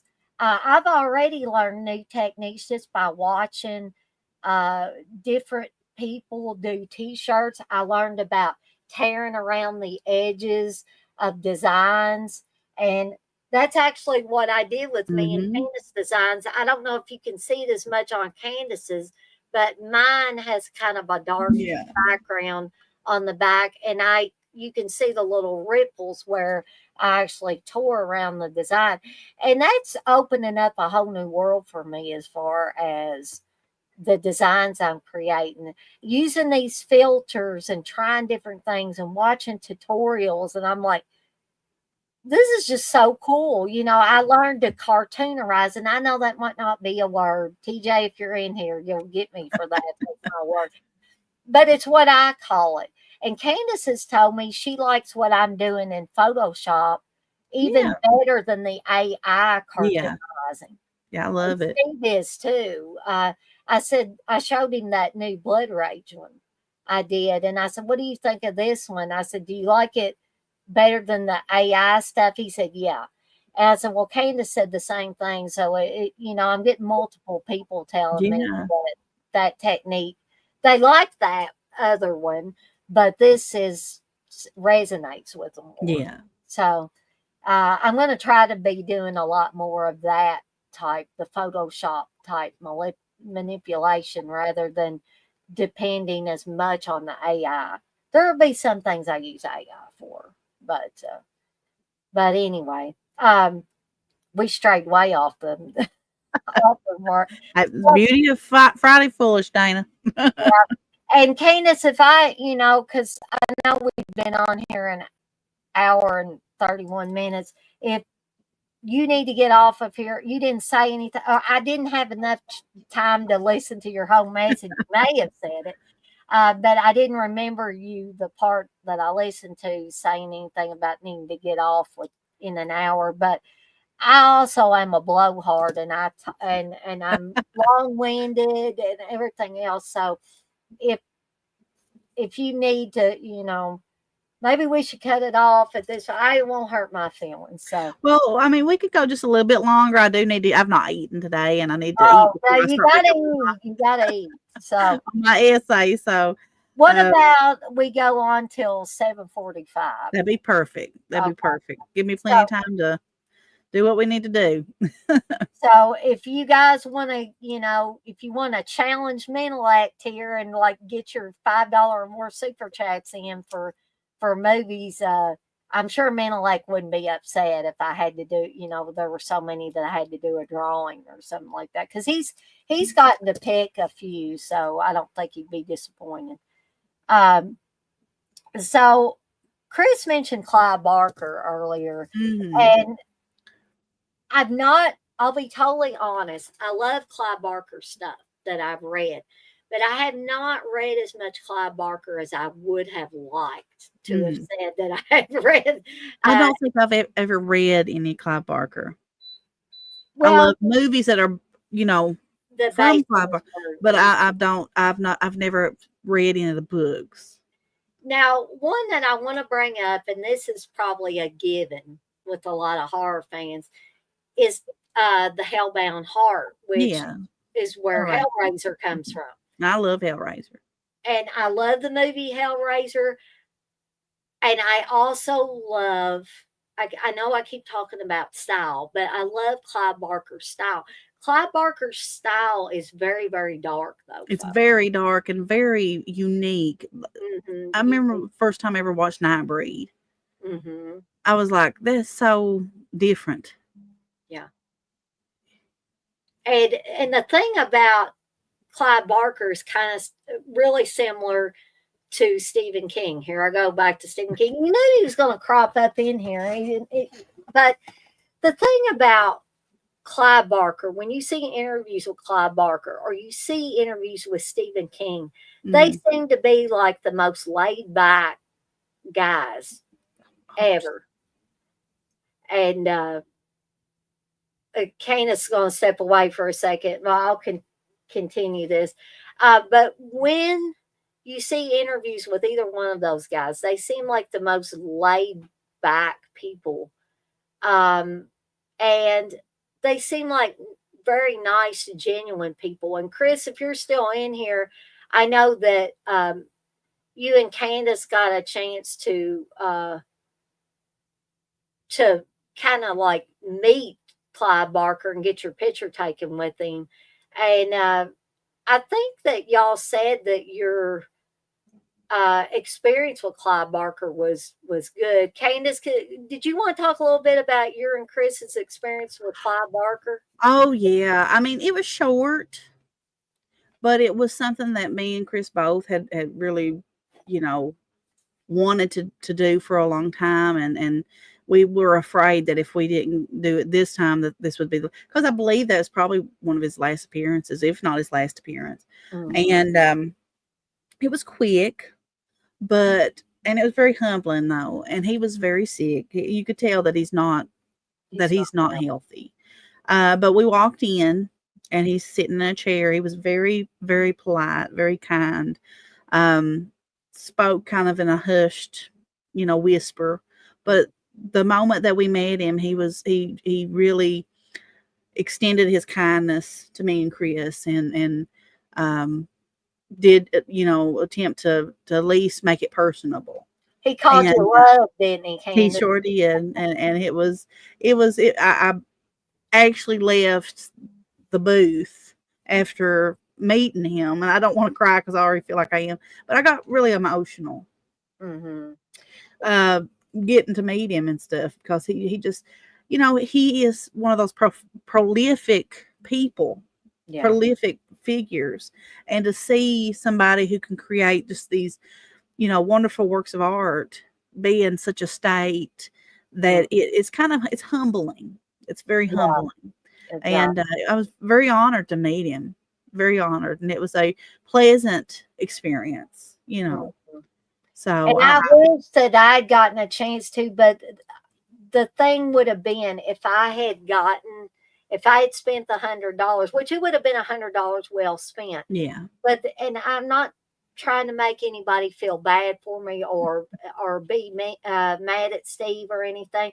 But the thing was, and Candace can tell you this, the photo op with Clyde Barker was late in yeah, it was very late in the day.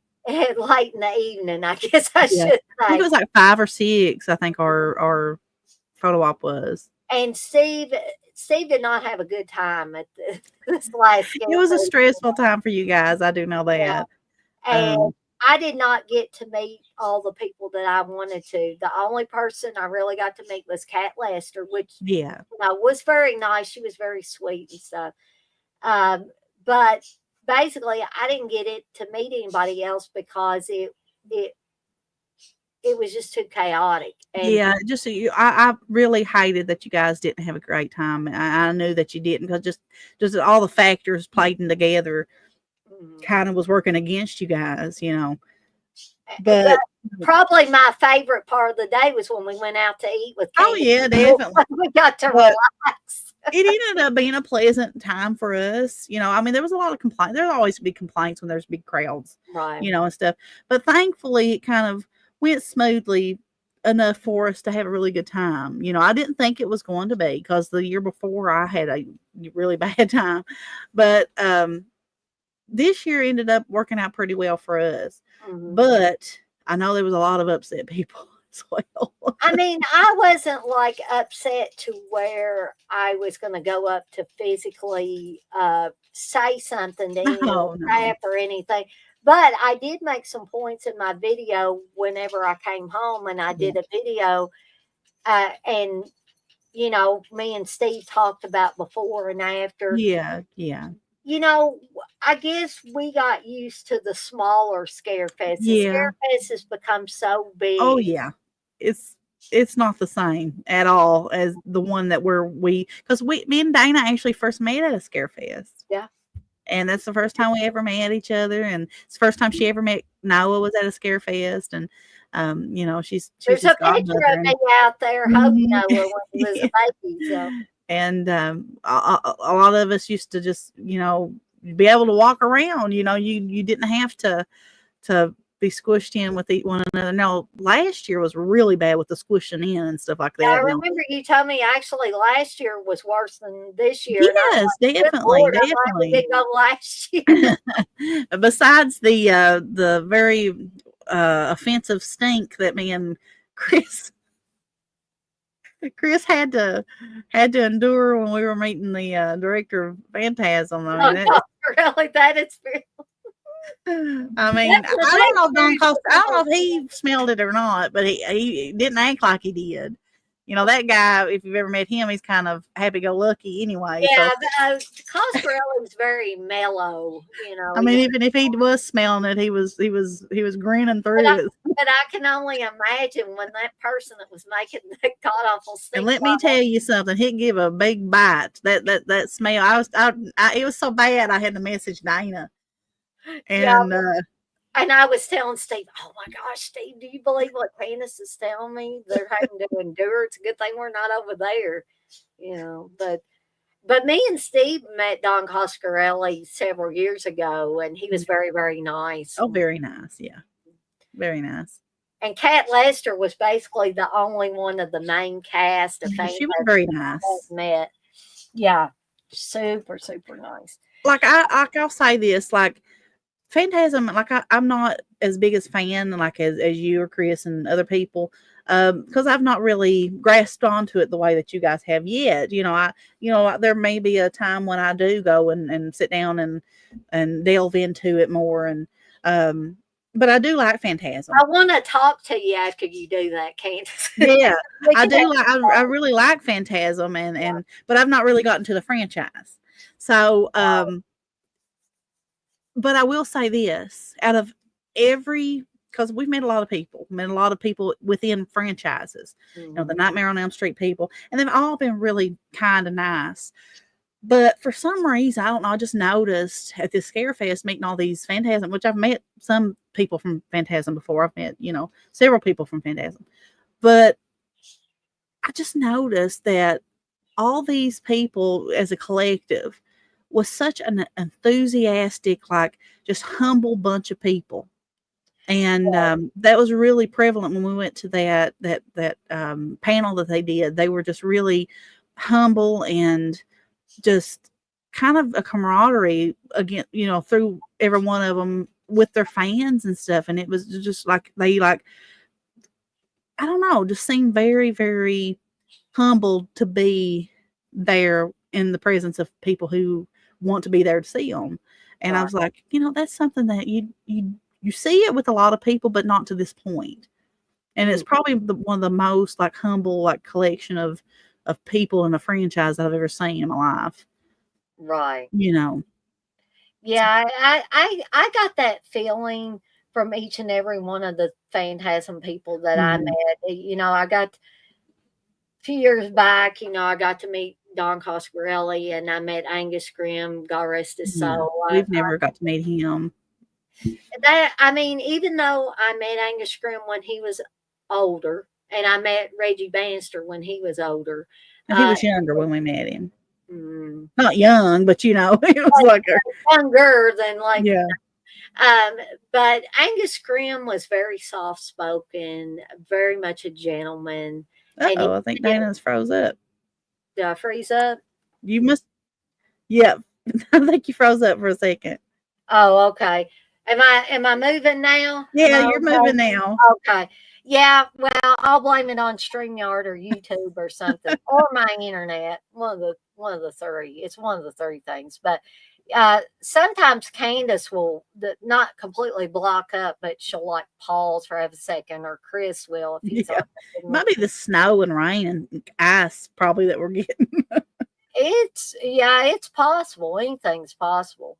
But I did, since I wanted to bring up Clive Barker, I'm glad that Candace, I didn't want to make her sad, but I'm glad that she brought up her and Chris's experience with Clive Barker. So I think we'll end this one. I was going to talk about another one, but it's 7:44 now. So I guess if you we'll want to talk about one more, that's totally fine. You sure, Candace? Yeah.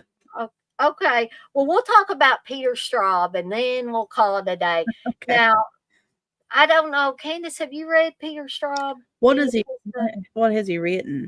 He wrote Ghost Story, for one thing, that is absolutely one of my favorites. If you can see me now, that one was another good one. And he wrote a couple of books with Stephen King. So that again, there's another Stephen King connection there. But Peter Straub, I think Peter Straub has passed away. I had forgotten he had passed away, and I was looking up information on him. I was like, oh man, he passed away. But so God rest your soul, Peter Straub. Peter Straub was an excellent author as well.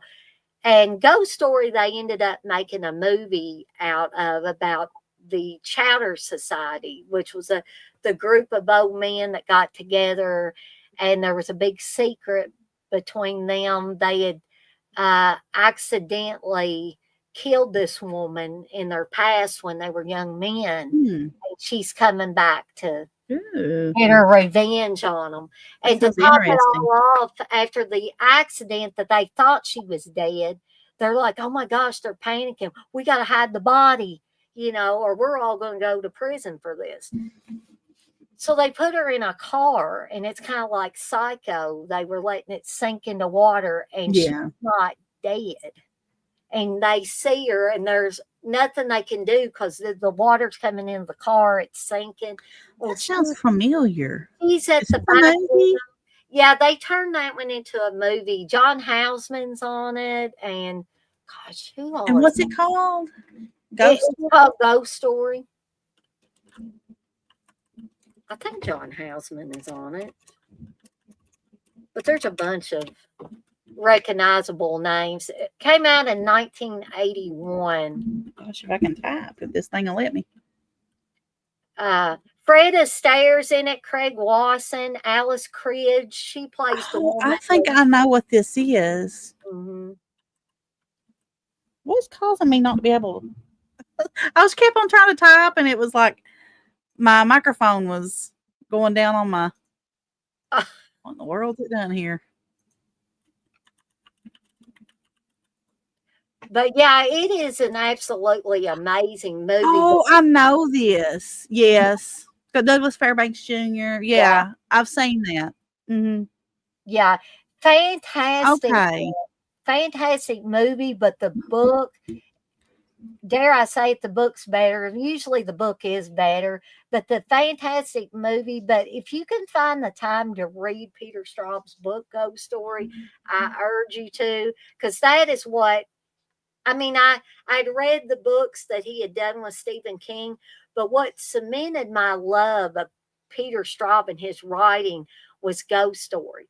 And Peter I need Straub to. has a very similar writing style to Stephen King in that he can really have well drawn characters that you can feel sympathy for. You not only feel sympathy in this story for the woman who was accidentally killed by these men, and then you can in turn feel sympathy for them that they're being tortured Yeah. by the actions that they did when they were young men, and they're being taken out by this ghost essentially. So Yeah, I've seen the movie. I would definitely like to read the book because I was thinking that sounds so familiar what she's like describing. Whenever you was talking about that, and I was like, something sounds very familiar about that. And then I seen this, and then I was like, oh, yep, that's it. I've seen that before. Yeah. Whenever you said the Chowder Society, I was like, hold on. Then you started mentioning the other stuff, and I was like, that sounds very familiar. So I'll definitely have to try to see if I can find that somewhere. and if you could see me now, if I'm thinking correctly, because I've slept since then. It's been a few years since I read If You Could See Me Now, but I'm thinking that one was a ghost story too. But let me look it up. He has a very, dare I say it, haunting quality to his writing. Oh, he did the Talisman with Stephen King. Yeah, The Talisman and Black House. I think those were the two. Oh, I've seen some of his books. I've never read them, but I have seen some of his. I've seen some of these books before. I've never read them, but because there's a book that he So yeah, did called Coco yeah. that I've I seen haven't before. read that one. I need to. He also did Mr. X Mm-hmm. as well. So if you could see me now, it is a paranormal suspense, supernatural horror. So one summer night, a boy and his beautiful cousin plunged naked into the moonlit waters of a rural quarry. 20 years later, the boy, now grown, flees the wreckage of his life and returns to Arden, Wisconsin, in search of everything he has lost. Hmm. But for Miles Tiersgarden, the landscape he had known so well has turned eerie and threatening, and the love he shared has become very, very deadly. I can't believe that only got a 3.6 on Huh. Goodreads. I mean, that in my eyes, that's an excellent book. Um, but I'd I want to suggest look that into one. these. Yeah, I need to read Coco as well because that's one that I always heard about and remember seeing the cover and stuff. Oh, he wrote a book. It's called Julia, and Yeah, it was the book. It turned into that movie with what's her face, Mia Farrow. yeah, I Let's see what know. it was. Yeah, Say it was a full circle. The Haunting of Julia. That's what was yeah, released. exactly. Mhm. Okay, full circle. Yeah, okay, okay. Well, see that you learn stuff. You learn See, stuff. and people can hopefully get new authors to read Yeah, and stuff like yeah, that. Um, but I guess that's all I got for today. And we'll do another one of these favorite horror authors other than Stephen King because I still have some on my list. I'm sure Candace can talk about these with me and bring up, some of her own as yeah, um, but hopefully we'll be able to put together our favorite artists. And yeah, there's gonna oh be a whole yeah, lot of young blood love on here because like yeah. me and Candace talk. Well, hey, we got the shirts. We got our shirts on, so We we got and I love the pink that Candace has got. Hers is like a bubblegum oh, I pink. love it. Yeah, I love it. But this one is called azalea is the color but I love this pink as well. Now, when I got it, it smelled like bubble gum. I don't know. You know what probably happened, I Candace, is think. because since I've been doing the new technique of using the wax melts and the fragrance oil to make the candles, I get that stuff on my hands and it stays on there for days. Even if I take a shower, I can still, whatever scent I was using, like when I did the baby powder one, the Rosemary's Baby Fresh, my hands smell like baby powder. It smells like I've been putting a baby powder on a baby's butt for it smell like that for days, you know. And the same thing with the bubblegum one. Uh, Yeah.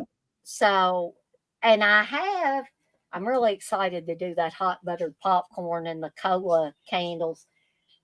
I have some high quilly oil. That stuff, the high quilly fragrance oil, that stuff is the greatest fragrance oil. I hope they keep making more scents for it because I took the lid off I wanted to smell and see if it smelled like popcorn. Oh my gosh, indeed it does. And the wax melts I got actually say hot buttered popcorn. You open it up, you start smelling of it. It smells like you got hot buttered popcorn right I'll be there. wanting every time you burn that, be wanting to eat some popcorn, drink some soda Well, I wanted to with the chew other one. bubble gum when I was Yeah. I was like, dang, I don't have any bubble gum. I'm going to be like Rod Piper. I'm here to kick ass and chew bubble gum. I'm all out of All bubble. out of bubble gum. I'm going to have to kick somebody's ass, I guess. I don't know. Um, but I want to thank everybody for being on here being with me and Candace as we talked about favorite horror authors other than Stephen King and everything in between. Because that's the way we like it here on Friday Foolish. It's more fun that way. And I hope you guys enjoyed it too. Um, I hope you guys and gals that were not active in the chat. Oh, I wanted to answer the poet's question. I almost missed this question. Anyone see the Scary Stories movie? I've seen Yeah, part of it. I need to watch all of it it. was well made, I thought. The part I saw was well made. Um, but those of you that maybe weren't active in the chat, but you were watching as me and Candace discussed this, thank you too for the support of the channels, the support of our Friday Foolish. And thank you, men elect. You were the only one. So for the next Sunday that I do a watch along, it's going to be, is it pronounced Rec, Candace? I always said REC, but I don't It know. might Like be Lord, REC. Yeah. I don't know. That's just what I say. It Okay. could be Rick, it could be REC. But we'll be doing that one the next Sunday that I do watch alongs. But for this weekend, as a reminder, tomorrow's watch along starting at 7 p.m. Eastern Time will be Death Sentence from 2007 with Kevin Bacon. It's kind of like a Death Wish type scenario movie, so it's going to be dark. Just a warning there. And Russell picked that one. And then Sunday at 7 p.m. Eastern Time will be Hell House LLC. That was Menelek's pick. And I'm looking forward to both of these coming up, so you don't want to miss that.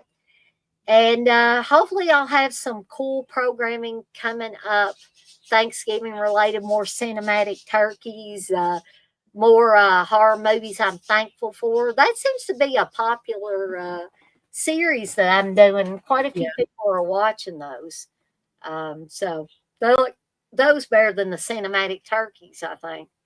And hopefully I'll get off my lazy butt and do some more stuff. And I'm planning on getting some more stuff out on the site.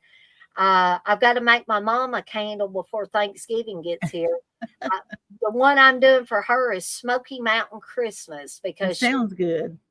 I told Candice what the scents were going to be. It's going to be a combination of Christmas wreath, fragrance oil, and Fraser fir, not Fur, Fir, which I love the fresh cut Fraser scent. Mhm. At Christmas time, it smells to me just like a Christmas tree. Yeah, I got on one of those. I'm not yawning at you, Dana. I've got on one of those yawning spells. I think it's just where I'm not eating, and Well, I'm gonna have to let Candice get off here so she can. I'm no hurry or anything. But hopefully I'll have some good programming coming up. Y'all also click on the link in the description and hop on over to deaditesondeck.com. From now until December 6th, you can save 10% off on your order of $35 or more using the code Beyond Black Friday. And that code is also in the description for the video. I know I keep pimping out my store. I know that, but trying to drum up some business. Candice is helping me, and I Hey, just Leah, I can attest. I buy the stuff. It's good quality stuff, and she does what you want her to do. So, and I'm yeah, more here folks, soon. Candice is buying some stuff. I'm not sending her all this stuff. Some stuff I send her for free, but she buys stuff too. Oh So yeah, it's not. like my young blood shirt and my young blood tote bag. I was like, "Hey, Dana, you think you could do a tote bag? Yeah, let me look into it." See, she does what you ask her. Usually, if she don't have it, if she don't do it, at least she goes and looks into it, see if it's Yeah, possible, and if it is, she will do it for you. yeah, because Candace will ask me from time to time. She'll say, "Wonder if you could do sublimation on this," and I was like, "I don't know. Let's look." Yes, you can. Usually, that's the answer. For instance, we were talking about pillowcases. Mhm. Candace is interested in getting some pillowcases for herself. She might get some for Christmas gifts. So um, I won't talk too much about that in case somebody that's going to get one of these things is watching. So won't talk too specific on it. But me and her have been talking back and forth about different things and stuff. So but I guess we'll tie this up with a nice, neat little bow. And I think I'm going to have to eat something soon too. I've had my dinner and everything, but I'll have to eat a snack here. Have you ever, speaking of snacks, Candace, have you ever heard of somebody getting irritated when somebody mentions snack? Uh-uh. Steve told me that word irritated him once. Really? Like, I was like, do I say it a lot? Well, yeah, you do. I was like, okay, whatever. But anyway, sometimes Steve comes up with the most off the wall stuff. But anyway, me and Candace are off like a couple of dirty shirts. These shirts ain't dirty, they're brand new shirts, but we're off like a couple of them. And I want to remind everybody, as I always do before we get off of here for the night, to be kind to one another and blaze that trail. And yes, you too can get that design on a shirt with that phrase, plus many others. Go on over Mhm. to deaditesondeck.com. You have no reason not to. There's a clickable link there. You can just click on it and go and take a gander at what's Shirt there. like ours. Yeah, You can get either one of these shirts or many other shirts or custom work. I do custom work as well. So anyway, we are out of here for the night. And I don't know, maybe I'll get around to doing a Terror Time Tea that's pre-recorded this weekend. I didn't do one last weekend. Shame on me. But anyway, we're out of here for the night, but we'll see everybody next time. Bye, everybody.